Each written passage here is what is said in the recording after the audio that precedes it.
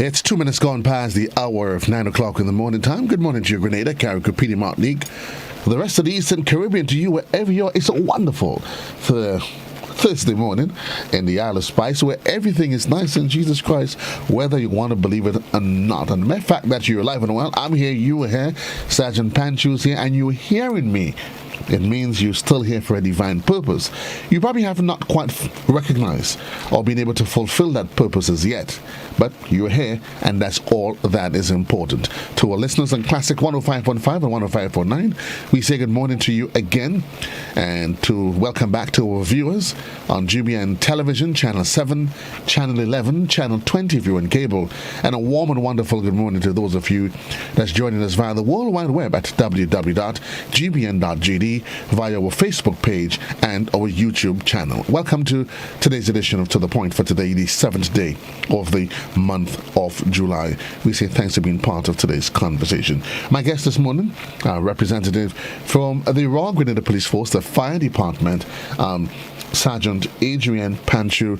Sergeant, good morning to you. How have you been? A pleasant morning to you, Mr. Joseph, and a pleasant morning to our viewing and listening public. I have been good so far. I think it is safe to say that now that the euphoria of the last couple of weeks is quelled a bit much, hope we can now settle down and continue for our forward progress as a nation. Definitely, sir. Well, the one consolation, though, is that it doesn't matter what period we're in, whether it's election, carnival, Easter, the role functions of the RGPF, and by extension, the fire department, those critical functional areas, they remain, and we understand the same way we talk about as a continuity of government. Security, there's a continuum. It doesn't matter who or whatever happens, and certainly your role as a fire department remains as critical and as essential today as it did 6 months ago, 6 years ago. Yes, it does. It doesn't matter what is happening all around us. The risks and the challenges remain the same. So as a department, we have to ensure that we remain prepared for any eventualities. And presently we're in the hurricane season, so we also have a part there, especially in terms of search and rescue, if we do have an emergency. Let's probably start there. I know we wanted to focus a bit on structural fires, but I'm happy that you touched the hurricane season, emergency response. Can we focus a bit while we're here and your role in an emergency that's specific to a natural disaster or anything of the sort? Okay, so as a department, we would remain on standby. So whenever we get a lot of a severe weather from the meteorological office, we get bulletins from NADMA. As a department, we remain on full alert. In so doing, and the persons who are off duty are mobilized, and in most cases, once we get to that period where we have a warning, these persons would be called in. And at the department, we'll ensure that we have things in place. So the normal things, just as you might do at home, you would ensure that you fuel your vehicle and secure your items. We do the same thing at the department. We ensure that our persons know exactly what is expected. But before we get to that, one of the things that I want to point out, and that we actually try to drill down to our persons, and we want to ensure that the general public is aware of this, is the whole aspect of having a family plan. Now, as you relate to the general public, in most instances, when you have a severe weather threat or so forth, you will be given the opportunity to leave home. Well, most of the time, once you're not working in NADMA, National Disaster Management Authorities, or entities that deal with those things, you will be going home to secure your family. However, as members of the fire department, we are expected to leave our families at home and come in to respond to any emergency. So, in so doing, we ensure that our persons have a family plan at home. Normally, what we try to do is in that period, and that's why it's important. That's the difference between a hurricane and an earthquake. With an earthquake, also forth, you don't know when it can happen. But with a hurricane, because you get those warnings before, we try our best to get our persons to. We give them some time to go home to ensure that they secure their families, because family is very, very important. Because if you're on work and you're expected to respond to any emergency and you're not sure what is happening with your family, you would not be able to function at your optimum. So we want to ensure that persons have their family plan. So we ensure that our persons are aware of that. They ensure that they have the dry ration, ensure that they have some safe house. So in case that weather system escalate, and you might think to yourself that your dwelling place might not withstand such a category of, whether it be a storm or a hurricane, you have somewhere to move to. So that is something that we want persons to be aware of. And that's why it's important to the general public to ensure. We have seen it being circulated over and over on Facebook, it's been shared, WhatsApp, and the different social media places. The whole aspect of the shelters, emergency shelters. You should know where emergency shelters are within your district. So in case it comes to a point that you need to evacuate, or the evacuation order is given based on whether it be flooding, landslide, very high wind, you know exactly where you would be able to relocate to. So we want persons to bear that in mind. Our functions at the department does not change in terms of protection of life, property, and the environment. But a lot of the times, and what happened with the recent weather system is that we had a few calls where we had fallen trees, and we went out to try to assist as much as possible. In instances where we have very big trees falling across the roads and so forth and causing obstruction, we normally work along with the Ministry of Infrastructure Development, who has more resources than us in terms of they will be able to call in front-end loader, bobcat. So we work along with each other and get the roads cleared. So these are part of our functions, but a lot of the times what we have to do is, a lot of times it comes to search and rescue. So we have persons missing, you have flooding in areas, you have persons, we're not sure exactly where they are. As a fire department, we are called in and we go out to deal with that. And then there's still a chance that you might have a fire from time to time. What has the culture been like, though? I think that we've had a few, well, a couple last week, but I think the last major storm we've had, I think maybe Emily, Ivan. Yes. I mean, those, they stand out in our mind, and I know certainly as an organization that you've learned, you've done your reviews, your postmortem. But what is a culture? What is in your estimation? What has a culture been like from Grenadians in terms of the ability to respond, to prepare first of all for natural disasters, and then dealing with the eventualities as they are on the ground? What I've realized is a lot of persons, they are more conscious, so they pay attention whenever a bulletin comes out.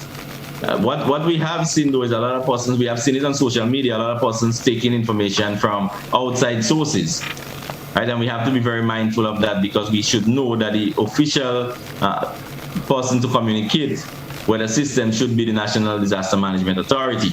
But we see that happening. But persons are more conscious whenever you have the threat of severe weather, storm, hurricane, or so forth. You see a lot of persons visiting the grocery stores. I think a lot of persons have dry goods there and they recycle it from time to time. I want persons to bear that in mind. When you do a kit and you have dry goods, you want to check from time to time the expiry date of these items. So you go to the supermarket, you buy a few tins of sardine or cricks. When you go back, don't use those things because you have dry goods there already. Right. Try to use those that you already have in storage. So those things will remain current. You remain things that you can continue using as the time goes on. But I really believe that persons are a bit more conscious as it relates to weather systems. And we know NADMA continues to do their community relations campaign, and kudos to them. But I normally say I encourage folks to your ration, it should be separate and apart.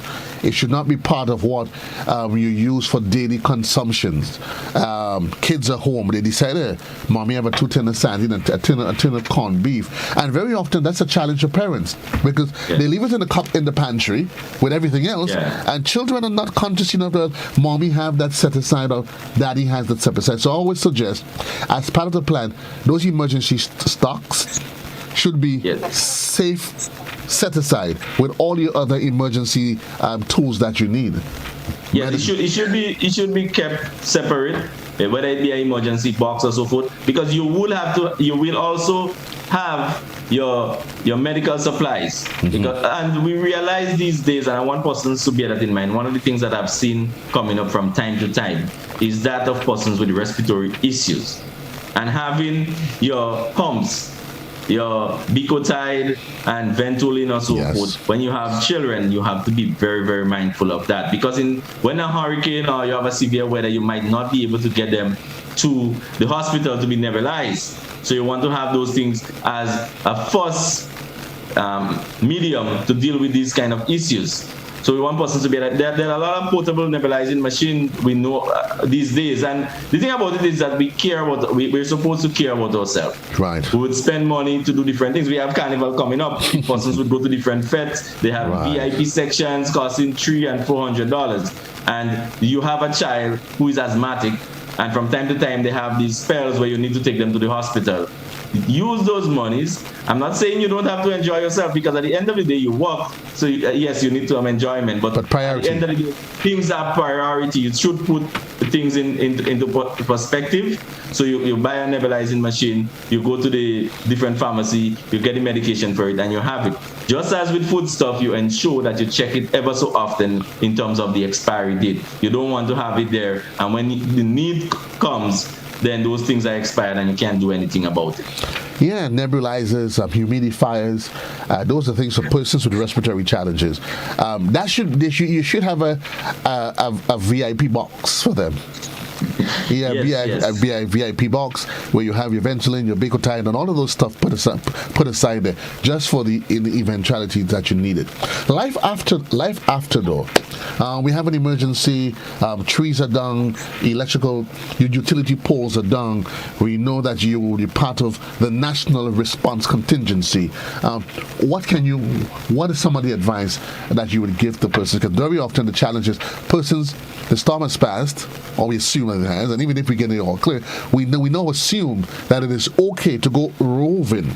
But that is sometimes not always the best approach. No, this is not the best thing to do. In some instances, though, before the all clear is given, persons from the various infrastructure development, the fire department, security would go around and do assessments, because we need to do assessment to make sure that the areas are safe, because safety is paramount after you have such a weather system.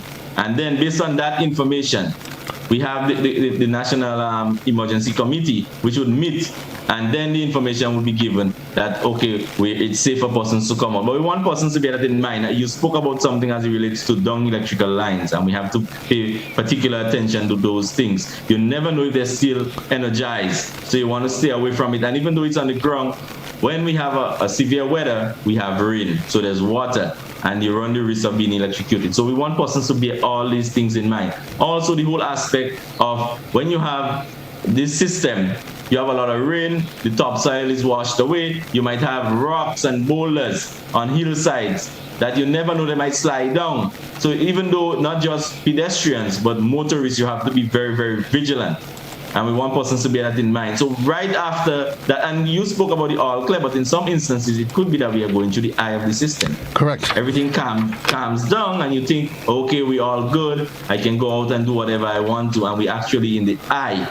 And then before you know it, the wind picks up, rain again, and we go through the back end of that system, and you will be putting yourself at risk. So we want persons to bear that in mind. Remember to pay attention to the different media houses to get information from NADMA. Right? I was listening to a program the other day, and the point that came across is very, very true. Persons have to bear in mind, before NADMA can actually put a release out, they must be informed. The information, the release sent out has to be information based. So the persons from NADMA can just get up and say, I went on my computer and I see the Caribbean weather channel say that we have a system coming, so let me put out a bulletin. That is not how it works. Right. It goes through the meteorological office, who would send that information to them, and then they're in a position of knowledge that they can send out the information. So we want persons to bear that in mind. So a lot of times NADMA is bashed and bombarded and so forth, but persons must bear that in mind, that whatever they send out, it has to be information based and time specific as well. Yes. Because so they say to you that there is a weather system affecting the Windward Islands, right? Yes. Or the impact it would have on, let's say, on its approach to us as relative to Trinidad or Barbados or another particular region may not necessarily be the same. So the action that's been taken in one region may not necessarily be specific to us. And that's why it's Yes. important that we listen to the local media and our local media houses. And I think that's one of the drawback to access to information now. That all of a sudden, persons, they get excited. And I think most times it's in good measure, though. We want to say it's in good Yeah, measure. it's always better to be more prepared than not prepared enough. Right? But Right. the whole aspect about it is person actually causing people to panic. And that is where the easiest step in. You want to ensure that you don't cause people to panic. And at the end of the day, when people panic, they do foolish stuff. Right? And they can be putting their lives and the lives of others at risk. So we want persons to bear that in mind. We're keeping our eyes on the clock. It is 17 minutes gone past the hour of 9 o'clock. We're going to go to structural fires in just a bit. But before we do that, though, the issue of looting. Yes. It is something I'm not sure why it happens, but human beings tend to. I'm not sure what happens upstairs. I'm not able to process it. But persons, they take advantage Yes. of this situation, and looting and other actions that normally would not be the predominant course of behavior. During an emergency, those sort of people tend to give way to those sort of emotions. Yes. So we want persons to bear in mind that at the end of the day, in an emergency, everyone is affected. Right. From the RGPF point of view, I'm at the fire department, but I'm privy to information as it relates to the organization. What I can say is that when we have such weather system, we have something called forward deployment, where we would send some of our officers to strategic areas, business places or so forth. You have persons there and you have safe houses in those areas where they would weather the storm in those areas. So when the system pass and persons are thinking of looting, you already have security on the ground. So I can speak to that happening from an organizational point of view. But we want persons to bear in mind that when you go out there, you're distressing others. And at the end of the day, you can actually be putting yourself in harm's way. We have heard it happen in the past. But looting, it is an offense. You can be arrested and charged for it. And as I said, you're putting persons in distress.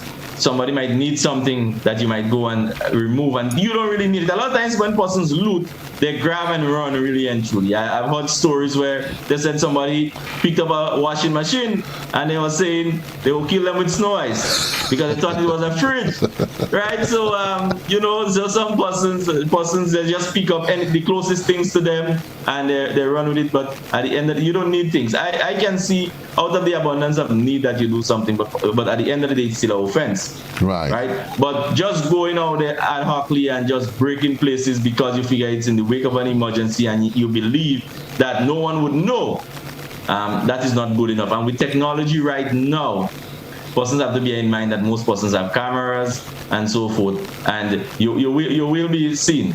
Somebody will see you and you will have to stand the consequences. So we ask persons as much as possible, refrain from those activities. At the end of the day, you put yourself at risk, you put others at risk, and you put the nation at risk, because at the end of the day, to actually bounce back economically, it has to start with these businesses. And even as a form of immediate response, you may have a case, okay, somebody saying a particular business place is being rampaged.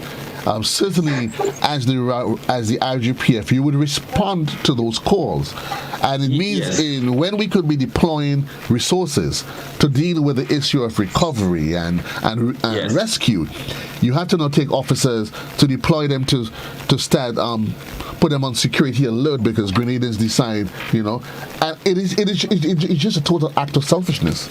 Yes, definitely, because you're taking resources that could have gone to rescuing someone, to getting persons out of a situation where their life is at risk, to deal with those kind of situations. So you have to now move those resources, and then you might have delayed response because the person are dealing with that, but you need them now to go to an area where you have life at risk. You'll see a lapse in the response, and it happens at the same thing with us at the fire department, and that's why we tell persons the whole idea of calling and say there's a fire somewhere and there's no fire, that is very, very dangerous. Firstly, when we respond in at very high speed to get to that emergency. Our life is at risk and it's a false call. We get there, nothing is happening.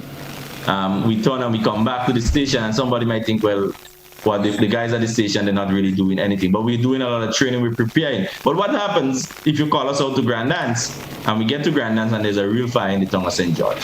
Right. And we have to come back. Or there's something on the northeast side and we need to respond. Persons have to bear that in mind, because a delay in response could actually cost someone their life or their property. And not just that, the fact that you have to, as part of your response, you have to travel at high speed. And yes. I mean, that by itself, given the fact that we are, sometimes the issue of our roads, the narrowness of our roads, that can also present challenges to other road users. And then there's just a whole conversation of the waste of resources. You have to get men, get them in gear, mobilize them, jump in a vehicle. It's not running on hot air. Or water. Or even water. And we're not even, I didn't even say water, because years ago we used to think that water is a resource that... Not so expensive. Yes. Water is expensive. It is a valuable resource, resource as it is. So we have to be conscious of those things, of understanding the role that the IWPF plays. But on the issues that you segue into that of structural fires and how we respond, I know one of the challenges, persons will say, well, I called to report a fire, and this officer asking me 1,000,001 questions. All I want you to just tell him is that there's a fire in Grand Dance, and I just want to get off the phone. It's not as easy as that in making a report, is it? No, it is not. It is essential when persons call. We understand that from time to time you might call with limited credit and the call might cut off. Once you call, you report a fire, we respond. However, if you're able to remain on the line, there's certain critical information that we need, right? We need to know the type of fire, because it could be a bushfire, a rubbish fire, a structural fire, a vehicular fire. We need to know details. We need to get more information, the exact location, because you don't want to take it for granted that you could call me and tell me Calabash Alley and think that somebody in the fire department know where Calabash Alley is. Right. Right, because a lot of times we have a lot of places in Grenada that has local names. It's not on the map. It's not something that the fire personnel might be aware of. But you call me, giving me that information. Sometimes that's just the name you know. But you need to give us information so we know exactly where we're going to. Because we might be on our way. Let's imagine it's a structural fire. We have a concrete house, and the fire is on the ground floor. A lot of the times, you would not see a lot of smoke. You would not see flames. Right. Based on where the structure is. So now we respond. And sometimes you might pass the structure without knowing, because you didn't get proper information. So you need to give us that information. We need to know whether or not persons are trapped. Because when we get in there, even though after you call and you report the fire, what happens is that you call, you report, listen, there's a fire in Grand Dance. The person on the desk would ring the bell. Myself being at the station, and the other persons on duty would move from upstairs or wherever we are, whether we're doing a lecture, drill in the yard, we move to the area of the appliance. We get the information from the person, the diary saying we have a fire at Grand Dance. One of the first things I ask is, what type of fire? So if you didn't give that information, then the person would ask you and you would give that information. Exactly where. What we want to also have is a fixed point. As I was saying, the local names like Calabash Alley and those type of things, you might know, the fire personnel might not know. The driver of the appliance might not be aware of it. You give a fixed point. So if you say it is close to the playing field in that area, then we know exactly where we are going. You give us a point that everyone will be familiar with. It's close to the roundabout at Grand Dance, or close to Republic Bank, so forth. It's the second house after this building, a building that was the second structure after the Olympic building. Then everyone knows where the Olympic building is, so you know exactly where you're going to.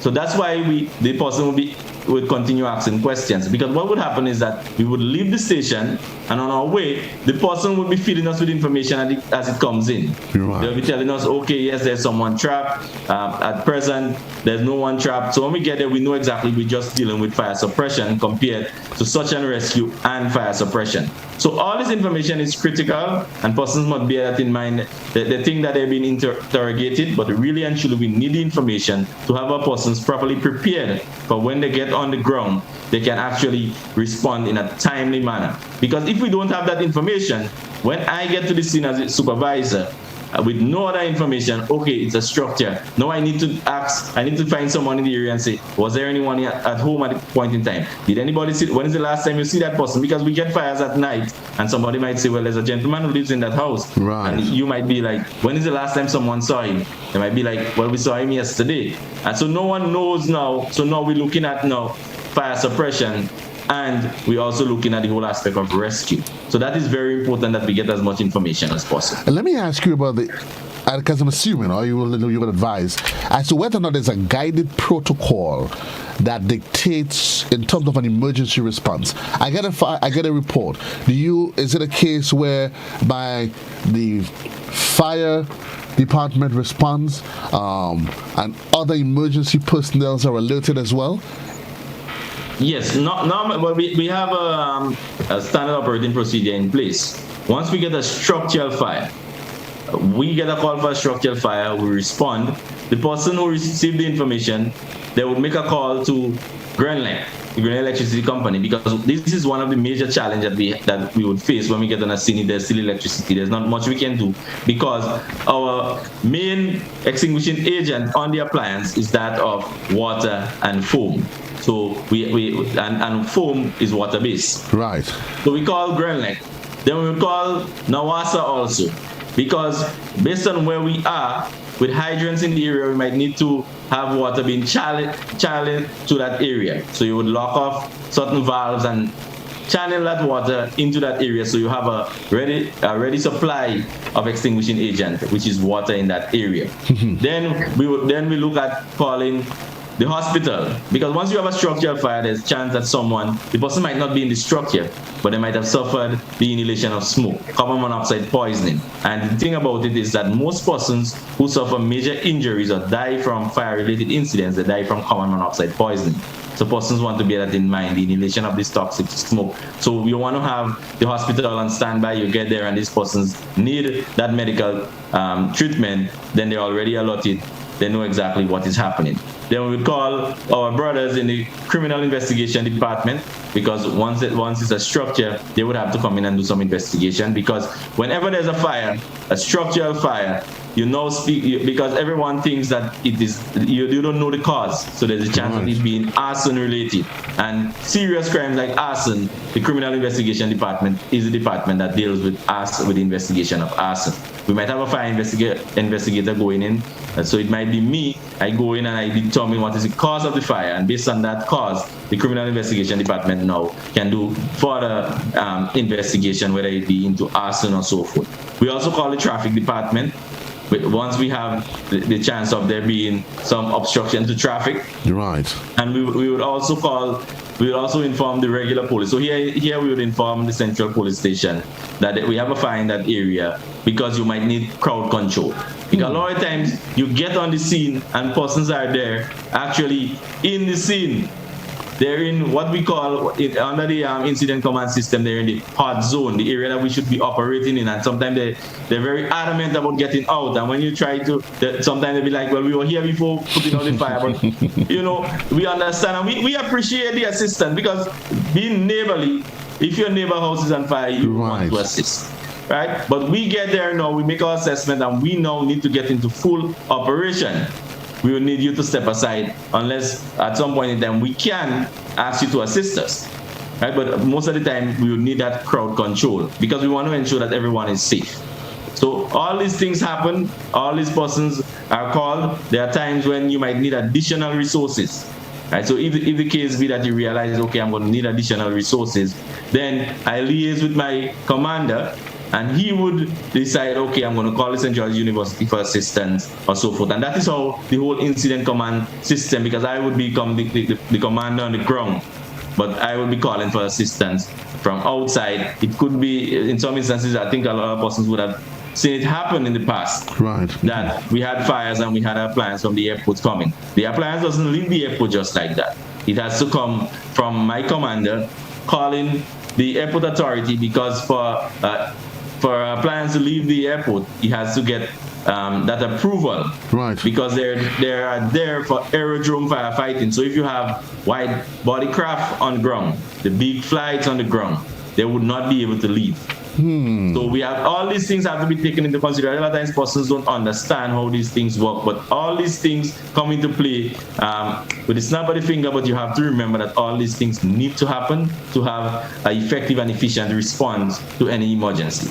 And I think the challenge is because of lack of knowledge. People make assertions out of the absence of information. But certainly, so these sort of platforms, it allows us to provide them information that they can make an active decision in their head. 29 minutes on to the hour of 10 o'clock. We'll take a quick commercial break, and we'll be right back right here on To The Point with Sergeant Adrian Panchun.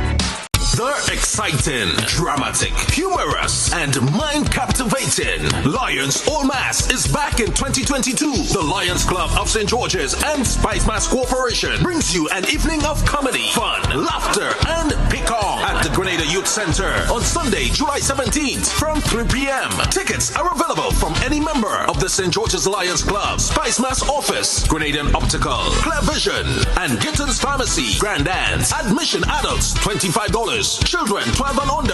Pay $12. Come relieve your stress through laughter and be prepared to be entertained by local calypso and soca artists. This is an evening you don't want to miss. The Lions and Spice Mass Corporation All Mass, Sunday, July 17th. Grenada Youth Center, 3 p.m. See you there.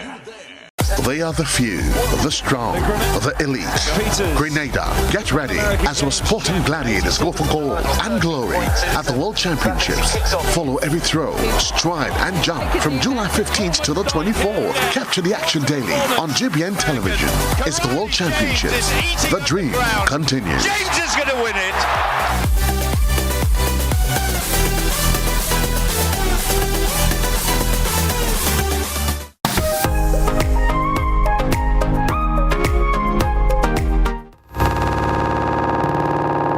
Welcome back to the program. 25 minutes on to the hour in the morning.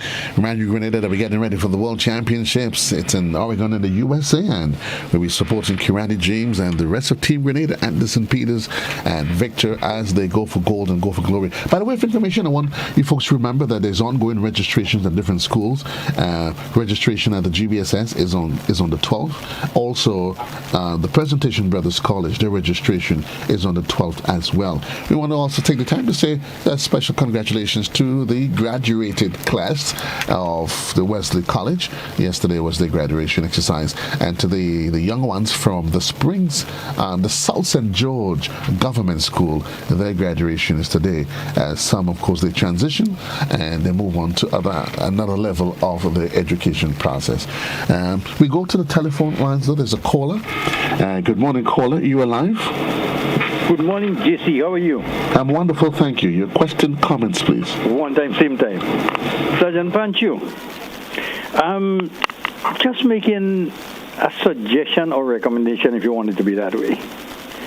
You see that bits of information or that process of information between the incident point, that is the person making the call, to the fire department or whatever it is. I think that required information or the knowledge in that area or in the process should be taken to like Form 3, 4, and 5. And in the community centers, in the villages throughout Grenada, that kind of program should be in collaboration with the Ministry of Education. But it must be precise, and it must be instructive, and it must follow a system that is ongoing so we can have a forward-thinking process. Thank you very much, sir. Thank you very much, All right, caller. thank you very much for your recommendation. We will definitely take it on board. Just to say that we have had community forums in the past. And the thing about it is, and it might even be happening now, is that when we have these type of programs, whether it be on the media or in person, a lot of the times we come out there and we are speaking to the converted persons who are already safety conscious and persons who would be willing to give the information. And that's why you need to encourage persons to come out when we have those programs, when we have the programs on television and so forth. Share it with persons so persons would get the information, because it's critical this information goes out, but a lot of the times it falls on ears that are already safety conscious. Thank you. Thank you very much. Our contribution coming in via social media. This person is saying that it's specific to Carriacou, where they're reporting of instances where the fire tenders would report to a call and get there, and the instruments not having water in them. Is that possible? Can that possibly happen? I mean, how does that happen? Nothing is impossible, but this is very, very highly unlikely, right? Because as a standard operating procedure within the fire department, our plants are always filled with water. And should we respond to an emergency on using the water in the appliance and on returning to base, it is our procedure that we refill the appliance at the closest hydrant before getting to base. So while on the route to base, if we get a call, we can continue and respond to those emergencies. So as I said, nothing is impossible, as you asked the question whether it's possible, but it is highly unlikely that appliance would come to the scene of a fire without water in the appliance. A lot of the times though, what happen, and I've known it to happen before, is that we get a report for a fire and appliance respond. The vehicle passes in this area here and you hear it, and someone hears the siren going up the road. They go back into their house, they change their clothes, and then they walk to the scene of the incident, which might be 10 or 15 minutes from where they leave. And when they get there, they see the appliance leaving to refill, and they tell themselves that the appliance came without water. What happened is that the appliances has the capacity to push out more than 500 gallons of water per minute, depending on the fire and how we use our water. So in 15 minutes, the appliance can be empty. So we want persons to bear that in mind. So sometimes these things happen and people think that the appliance actually came empty, but when in truth and in fact, the medium that you had was already spent. A person making I know we touched on that initially, but it only highlights the importance of ensuring that we have a continuation of this, continued conversation regarding getting the information right from the person making the report. And this person is saying, hey, well, while you questioning me on the phone, the person is dying or the house is burning. Remember what I said. On the initial response of the information, the appliance will be dispatched. Right. It's not that we are sitting in the station waiting to get further information. The appliance will be dispatched to what we want. One of the things that we try to get is the location. As I said in programs before, I recall being attached to the Grenville Fire Department, and someone called and said there's a fire in Poetry. Now, if you're familiar with the area of St. Andrew, there's a La Poetry up to the Tivoli side, and there's a La Poetry in Marquis side. Right. So if I have to respond to that fire, where am I going? I need to verify whether I'm going to Marquis, I'm going to Tivoli. So in such an instant, we would need to verify before we leave. However, if you say Grand Dance, we know that we're going to Grand Dance. Right. And the appliance would be dispatched with a crew on board. What happens is that the diarist, who is the person receiving that information, they will continue taking information. And the more information you give them, then they would relay to us, because that would make our job easier. We know exactly what we're going to meet. If you say there's a bushfire and it's spreading rapidly, it's close to houses, we know exactly what we're going to meet. So the more information you give, it makes it easier that when we get on scene, my assessment, because once we get on scene, as a supervisor, I need to make an assessment before I give instruction to my persons as to the course of action to be taken. But if I have all that information beforehand, when I get there, it makes it very easy for me to make an assessment with just a quick glance of the situation, because we already have it, and we'll be able to actually put persons to work very quickly. I have a question to throw at you, but even to, just to add to that, somebody calls and they say there's a fire in Grand Dance. Grand Dance is relatively large. At least you know Grand Dance is in the south of the island. Yes. But Grand Dance, people might be referring to less than Montour. They might be referring to Calais.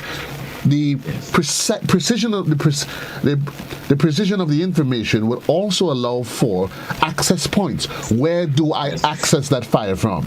So if it's that is correct. If it's in Montour, do I need to go around past the back road? Which part of Montour? Because the time lost, or the time it takes to get onto the scene, could be critical to your ability to attend to that fire as well. Yes, that is very, very critical information, as you just highlighted, because we need to know what is the best route to take. In some instances, you might have an area where you have dirt road, with the appliance might not be able to maneuver in those areas, especially in the present situation with the rain falling ever so often, because we want to ensure that we get there safe. You don't want the appliance responding and we try an access point and the appliance gets stuck in that area. You have to reverse for maybe 100 yards before you can come back out and then respond. So that is something that is critical, given the information. And in some instances, we have some persons that actually come out to the road and say the fire is inside this area. And that is very good, because you might pass that road and you might not realize the fire is inside this by road. So we want persons to bear that in mind. The more information you give us, the easier it makes us to get on the scene and actually get into action. Well, can we go into social media, and I have one of our regular contributors that is there. So there's two concerns that they have, and this again is specific to Carriacou.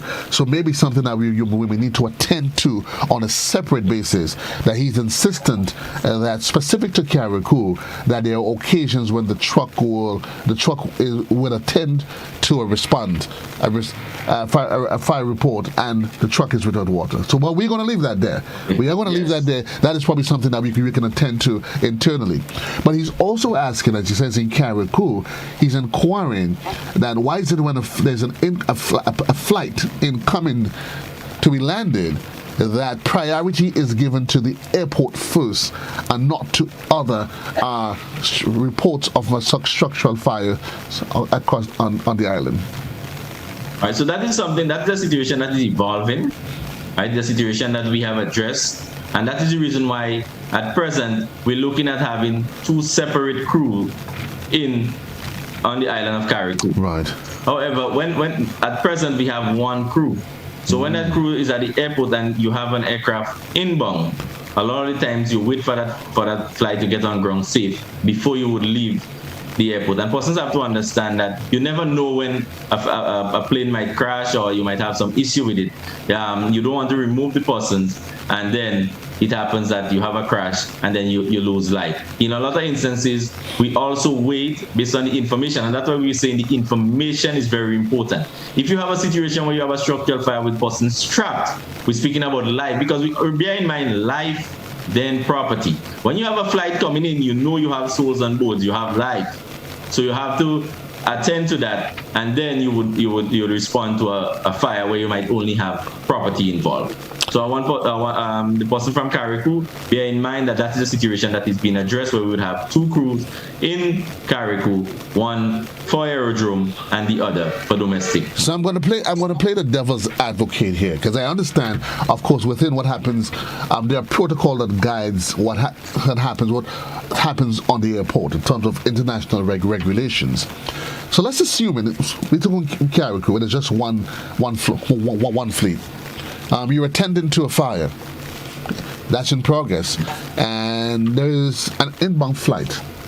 What happens then? Okay, so in such a case, in most instances, the pilot would not land on the airport without a crew on the airport. All right, so if you have a flight that is supposed to be coming in, and when they radio the air traffic control, they say we do not have a fire crew on the airport. In some instances, there's two things that can happen. The person can suckle until the appliance, because sometimes the appliance is on its way back to the airport, or the person can decide to go to a sister island airport. But that is the reality of it. By protocol, the flight should not land without fire crew at the airport. And that is specific to international aviation regulations. Yes. Right. It is. And I think we must be cognizant of the importance of us maintaining those international regulations. Yes. You need to ensure that the category of your airport is maintained, because at the end of the day, we speak in economics, and we know that we want to ensure that we have sustainability going forward, because you don't want to get to a point where airlines decide, listen, I'm not going to carry crew because we do not. Whenever we go there, there's not a fire appliance there or a crew there, and then the category of the airport has to be dropped, and then you can't. Then you only have the ferry to use to travel between the two islands of Carriacou and Grenada. Quite interesting, and I think what we need to do as part of this conversation, maybe get somebody from the Civil Aviation Department, airport authorities, to share those information that persons can understand and appreciate. What about PM though? Is there a separate fire tender for PT Martinique? Yeah, at this present time, we had an appliance there. That appliance had some mechanical challenge, and they should be told at present we do not have an appliance there. What we try to do is ensure that our persons on the island of PT Martinique has some knowledge as it relates to firefighting. I remember at a point in time, you're able to go and do as much as you can with the resources on the ground, right? So you have that liaison with persons who might have a truck with water truck or so forth, so they can come in and assist to deal with those type of things. It is one of the things that is on the front burner for the fire department presently as it relates to getting a fire appliance to the island of PT Martinique. Let me ask you, and I know we had a conversation, you and I spoke about it, but I just want to have to take a journey, because I was concerned, and I did draw it to your attention, that I went through in the city center, and there was a fire hydrant that was defected. A defected Yes. fire hydrant that somehow was left unattended, and this took for quite a long period of time. Yes, so as a fire department, we normally would inspect and check the hydrants. Once we do those inspections, our findings would be reported to the National Water and Sewage Authority, who has responsibility for all hydrants within the state of Grenada, Carriacou, and PT Martinique. So when you spoke to me, I again called our contact at the National Water and Sewage Authority. He told me that they were aware of it, and his persons were already en route to deal with it. Right? The thing about it is that with these hydrants, especially these peat hydrants, there's a ball at the foot of the hydrant that when you open the hydrant, it goes down, allowing the water to come up. This ball has a rubber on it. So from time to time, these rubbers would go. Just as you have a vehicle or anything so if these things go, they have to ensure that they have those parts in place for them to repair it. So we have to bear that in mind. So from time to time you might see it, but it is important as you did to report it, because we spoke earlier on, water is a very, very, very, very meaningful resource. And it's something that we need from time to time. So when you see those things, and we don't want persons playing with hydrants. So from time to time, you see persons doing those things. Persons illegally tampering. Persons using pipe wrench to open fire hydrants. Because at the fire department, we do not use the pipe wrench. The National Water and Sewage Authority has actually provided for us a hydrant key that we use to open. Because what happens is that when you use the pipe wrench, it actually wrongs the head of the hydrant, because you would actually the head of the hydrant in most instances is brass, so the teeth from that pipe wrench would actually cut, and when it gets wrong, then we're not able to use our hydrant key to access it, and sometimes we get to those points and we're not able to get the water, and that again would cause a delay in response, because we would think, okay, I have a hydrant in that area, we would refill in that area, you get there and you're not able to get water from it because someone illegally used a pipe wrench, wronged the head of that hydrant, and you're not able to access. Why would you even want to do that though? Well, from time to time, people do all types of things. Illegal stuff. We have had reports where they said some persons, especially in the dry season, they said truckers came and took water. So I'm not too sure if they're selling it or whatever, or so forth. So these things happen from time to time. There are some persons that they're just really and truly up to no good. So they go and they open the hydrant, and but it's illegal to do so. So we want persons to bear that in mind, but we want persons also to bear in mind. Yes, the first point is the fire department, but you can also call NAWASA. If you see an issue with a hydrant, you can call NAWASA. Once you call us, the information would be relayed to NAWASA. And normally we might send someone to check it out to see the extent of it, so that we can provide that information to NAWASA. But they are the ones responsible for the installation and maintenance of fire hydrants. And I particularly brought it up because very often we tend to use our digital devices to get involved in everything else. We record everything else for all sort of ulterior motives. But those kind of conversations has to be an active national consciousness. Because when I saw it, I'm like, okay, like really, okay. And what I did, took a video, and I called you and I sent it off to NAWASA as well. So I think, and it has to be part of our national consciousness. Wouldn't you agree?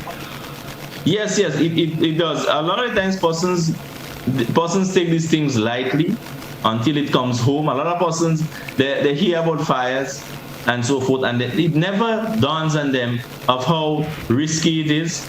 I have gone to fire scenes, and I remember speaking to the owner of a house, and she was like, "Officer, I never knew that you guys had to go through this. But when my house was on fire and you came, and you guys, while we were running out, you had to be there out in the fire." She said, "It's a very risky job." So persons have to understand, right? And that's why it's important that when we get there and we try to control the crowd, that you understand and you step aside for us to do the job.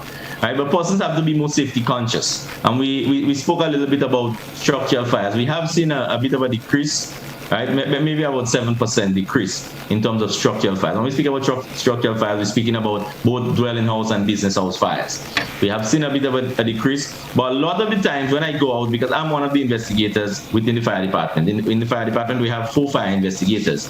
And what we have seen is that a lot of these fires are accidental due to some form of electrical malfunction. Electrical malfunction, in sense one, in recent times, as recent as 2 weeks ago, we had an electrical fire where someone left the iron plugged in, and it actually burned the iron in board. Luckily, we were called in because someone saw the smoke, and that's the thing about it.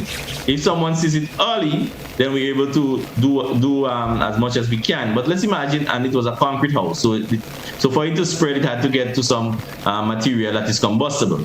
But if it's a wooden structure and no one is home and that fire started, by the time someone would have seen it, and we are called in, most of the time, half in the house is already destroyed. Mm-hmm. So electrical installation, the irons, the electrical fans. We have a practice in Grenada that you have a fan that is not working properly. You remove the guard to the front of the fan and you use your finger, right? This finger here, this is the one person normally use. And you hit the blade, whap, and the fan starts spinning again. The importance of that index finger, we vote with it and we get the fan running with it. Yes, so they use that index finger, they hit the fan, it starts working again, and they continue using that fan. The reason why the fan stopped is because there's some malfunction. It could be that it just needs cleaning, it needs to be greased. Because what will happen is that electricity coming into that fan is heat. Heat over time would cause the plastic components of that fan to start to melt, and you could have a fire resulting from that. So we want persons to bear that in mind. From time to time, you need to check your electrical installation. You inherited a house from your mom. The electrical installation was done since her time, and you just live in there without checking the points. Right. One, you could have in the walls rodents biting the wires. We had a fire recently, and a gentleman said to me, "Officer, I remember we had an issue with one of those outlets. And when we called in an electrician, there was a lot of ants in there. So ants can cause a problem also. So we want persons to bear that in mind. So if you see a lot of ants going into an outlet, do not use the outlet. Get someone to check it. A lot of the times, we, as Grenadians, right, we do not start with a 5-bedroom house, a 3-bedroom house. We start with a 1-bedroom house. And we graduate. Yes, we graduate. As we make money, we add. However, you wired your house for a 1-bedroom. And now you add another room, you didn't change none of your breakers or so forth, or your main switch. You made no adjustment to it, but you're adding things to it. So you're putting more load on what you already have, and that can be an issue. We want persons to bear that in mind. As you upgrade, as you said, you graduate in terms of the size of your house, in terms of electrical appliances. You started with just a standing refrigerator. Now you have microwave, you have a toaster, and those type of things. These things you have to now think about having a proper breaker to deal with those items. So we want persons to bear that in mind, because this is something that we see happening from time to time. So we want persons to bear that in mind. Your electrical installation is very, very important. So you must check it whenever you have an issue with it. Get a qualified technician to deal with it. Let me throw this last one at you because we're literally out of time. Everybody these days, we have a fan at home. I mean, believe me. And our fans literally, most houses, and even at me, we're guilty of it. If we run it morning, noon, and night, whether we're home or not, the fan is on, and we get used to it being on. Is that a good habit, especially when you're leaving the house, to leave fan running? It's not a good habit at all. Besides just having it on, right? So we're speaking about it being on. It would get hot over a period of time because it's been in continuous use. So you could have a fire resulting from that. But besides it being on in the sense that you have the blade spinning, the whole aspect that a lot of times, and I've seen it in a couple of fires, there's the outlet without a switch. So there's no on and off switch. And the person leaves the fan plugged in, they take it off from the back of the fan. So you put it in the off position. However, it is still plugged into the outlet. So that means electricity is still going to that fan and it's not being used. So electricity going in there and not being used, it would create a heat over a period of time would cause the plastic component to melt, and eventually you can have a fire resulting from that. So we want persons to bear that in mind. And it's not just fans. Most of your electrical appliances that you don't need to leave on. The only appliance most of the time that you need to leave on is your refrigerator.